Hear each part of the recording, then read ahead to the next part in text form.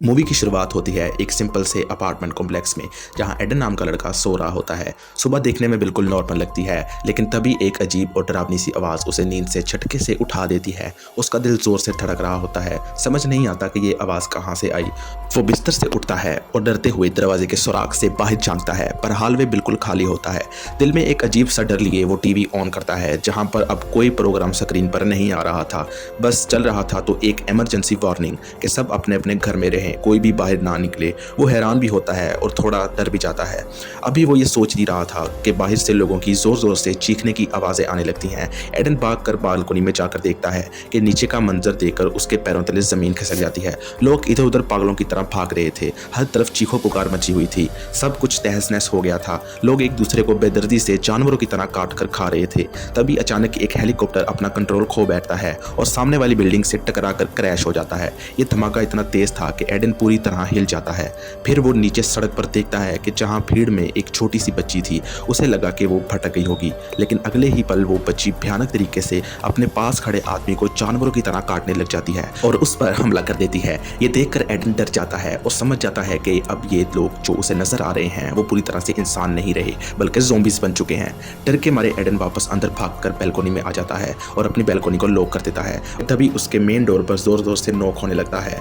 Aiden डरते डरते सामने गया तो वहां पर उसका नेबर था। इंसानियत के नाते उसने दरवाज़ा खोल लिया, क्योंकि उससे पहले उसका नेबर उससे यकीन दिलवाता है कि मैं इन्फेक्टेड नहीं हूँ। वो आदमी बताता है कि मेरे दोस्तों ने मुझ पर हमला कर दिया था, लेकिन मैं किसी तरह से बच गया। एडन जो इस टाइम उसके पीछे था, उसकी गर्दन पर वो काटने का निशान देख लेता है और समझ जाता है कि ये आदमी भी कुछ देर में वही ज़ॉम्बी बनने वाला है। एडन अभी सोच में ही था कि वो क्या करे, तभी उस आदमी की आंखें लाल होने लगती हैं। एडन ने अपनी सेफ्टी के लिए एक चाकू उठा लिया और जैसे ही वो आदमी बाथरूम से निकला तो वायरस ने उसकी बॉडी पर असर दिखाना शुरू कर दिया। आदमी की पूरी बॉडी अजीबोगरीब तरीके से मुड़ने लगती है, मुंह से उसके खून आता है और वो भी एक ज़ॉम्बी में बदल जाता है और उसे धकेलते हुए दरवाजे से बाहर फेंककर दरवाजा बंद कर देता है। दरवाजे के होल से उसने देखा कि जैसे ही उसने अपने नेबर को बाहर गिराया, बाहर खड़े सारे ज़ॉम्बीज़ भूखे शेरों की तरह उस पर टूट पड़ते हैं। उसके बाद वो मैसेजेस चेक करता है तो उसे उसके पेरेंट्स के मैसेजेस मिलते हैं, जिसमें उन्होंने लिखा था कि शहर खत्म हो रहा है, सब रास्ते बंद हैं, हम तुम तक नहीं आ सकते, बस तुम घर के अंदर रहना और जिंदा रहना। शाम हो जाती है, डिप्रेशन और टेंशन उसे खाने लगती है। अपने आप को स्ट्रॉन्ग रखने के लिए वो बहुत से मोटिवेशनल नोट्स लिखता है और पूरे घर में चिपका देता है। वो घर का सारा खाना एक जगह सेव कर लेता है और उसे डिवाइड करता है ताकि ज़्यादा दिन निकल सके। एक हफ्ता बीत जाता है और वो रोज़ लैपटॉप पर डायरीज रिकॉर्ड करता है कि ताकि उसे लगे कि वो किसी से बात कर रहा है, अपने आप को अकेला महसूस ना करे।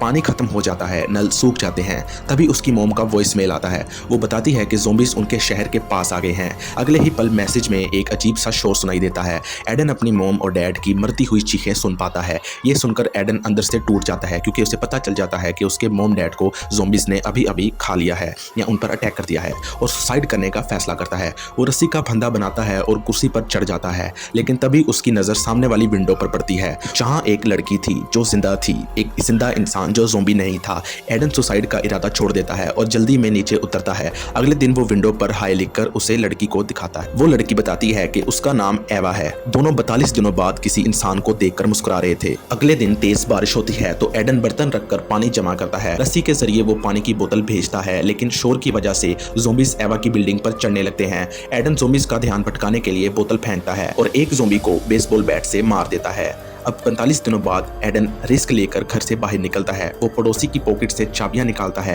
ताकि उसके घर से खाना ला सके। ज़ॉम्बीज़ से बचने के लिए वो एक लाश के नीचे लेटकर मरने का नाटक करता है। फिर पड़ोसी के घर में घुसकर खाना और वॉकी टॉकीज निकाल लेता है। वहां भी एक ज़ॉम्बी उस पर हमला कर देता है, जिससे वो आइस एक्स से मार देता है। एडन वॉकी टॉकी एवा तक पहुंचाता है और पहली बार दोनों एक दूसरे की आवाज़ सुनते हैं। एक दिन वो वेंटिलेशन डक्ट के जरिए दूसरे अपार्टमेंट में जाता है, जहाँ उसे एक ओल्ड मैन मिलता है। बूढ़ा आदमी उसे खाना खिलाता है, लेकिन फिर पीछे से हमला कर देता है, एडन को बेहोश कर देता है। जब एडन की आंख खुलती है तो वो कमरे में बंद था और सामने एक ज़ॉम्बी औरत थी। बूढ़ा आदमी बताता है कि ये मेरी वाइफ है, मैं इससे बहुत प्यार करता हूँ, इसलिए मैं इसे मार नहीं सकता। मैं इंसानों को लाकर इसको देता हूँ ताकि ये खा सके। एडन गुस्से में अपनी रस्सी को तोड़ देता है और उस बूढ़े आदमी को ही बेड पर पटक देता है, जिससे उसकी ज़ॉम्बी बीवी खा जाती है।